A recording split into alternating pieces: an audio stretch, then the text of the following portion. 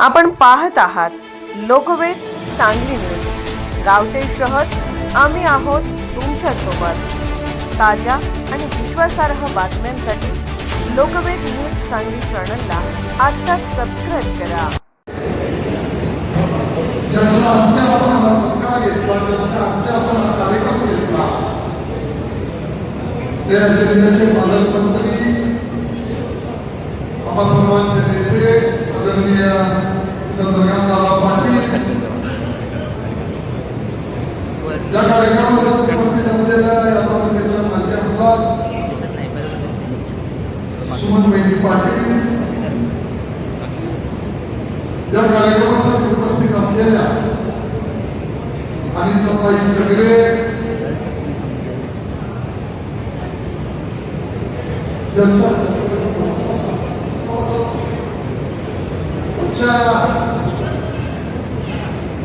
या कार्यक्रमासाठी आणखी एक आपले महाराज परमपूज्य आनंदगिरी महाराज त्यांच्या आणि दादांच्या हस्ते हा आपण कार्यक्रम घेतला। त्या आनंदगिरी महाराज या ठिकाणी दादा एवढं असा आहे की ज्यांनी हा भाव बांधला, जगन्नाथ शिंदे आणि उमेश शिंदे, तर जगन्नाथ शिंदेच्या मंडळी या नगरसेविका आहे आणि कालच या ठिकाणी ईश्वरप्पाच्या मंडळीने अर्ज भरला होता, तो त्यांनी काल काढला आणि बिनविरोध या कोणत्या मंडळाच्या नगराध्यक्ष म्हणून सौ शुभांगी जगन्नाथ शिंदे यांची निवड झालेली आहे। तेव्हा माझी आपल्याला विनंती आहे की दोघांही कोळीकांचा नावा आपल्या आपले सत्कार करूया।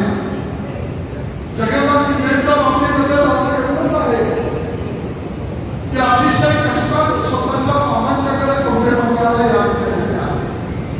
मला वाटतं त्याचे मामा बाळासाहेब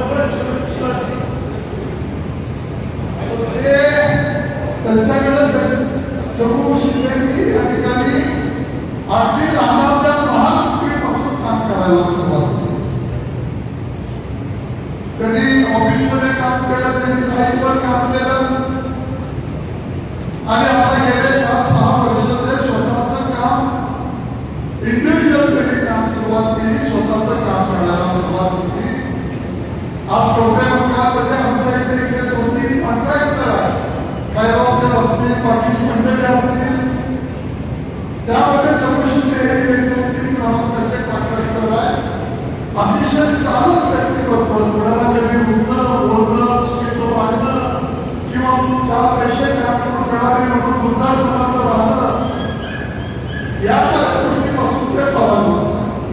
त्यामुळं जगन्नाथ शिंदे हे अजातशत्रू म्हणून या गावामध्ये त्यांची ख्याती आहे, या तालुक्यामध्ये त्यांची ख्याती आहे।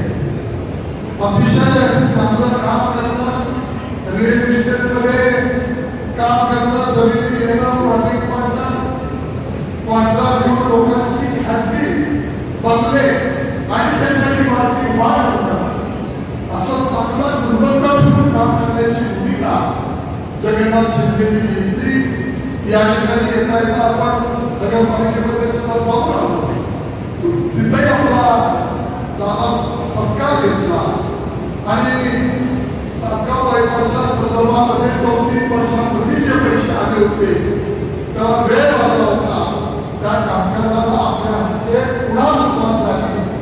ही दादा अतिशय महत्वाची गोष्ट या निमित्ताने सांगितली पाहिजे।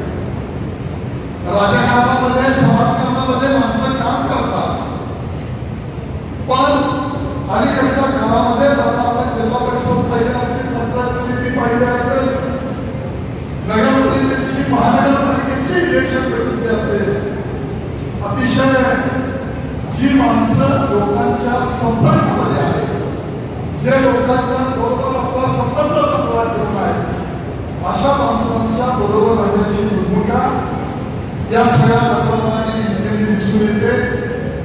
मी दादा आपला अधिक वेळ घेणार नाही, पण जगन्नाथ शिंदे आणि त्यांच्या मंडळींचं, त्यांच्या भावाचा आणि त्यांच्या ही मंडळींचं मनापासून मी त्यांना शुभेच्छा देतो. कारण पश्चिम महाराष्ट्रामध्ये दादा एवढा मोठा हॉल तोही पूर्ण एसी असा या 2-3 जिल्ह्यामध्ये नाही. तो हॉल पूर्ण एसी हॉल आणि जेवणाची व्यवस्था सुद्धा पूर्ण एसी मध्ये अशा पद्धतीनं त्यांनी मंगल कार्यालय बांधलं. चांगलं नवं मंगल कार्यालय या परिसरामध्ये उभारतंय. लोकांना त्याचा निश्चितपणानं फायदा होईल. कारण अलीकडे 80-90% लोक दादा हे मंगल कार्यालयामध्ये कार्य करतात. पुन्हा एकदा आपल्या सगळ्यांच्या वतीनं जगन्नाथ शिंदे उर्फ बाबा याला आम्ही सगळी मनापासून शुभेच्छा देतो. वैदिकची निवड ईश्वरप्पांच्या मंडळींनी काल अर्ज करून घेतल्यामुळं निश्चितपणानं त्या ठिकाणी बिनविरोध झाली म्हणून त्यांचंही अभिनंदन करतो.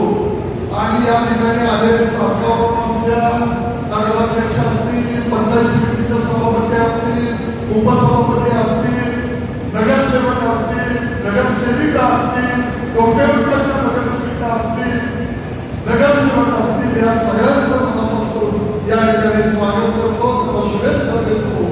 आणि आपले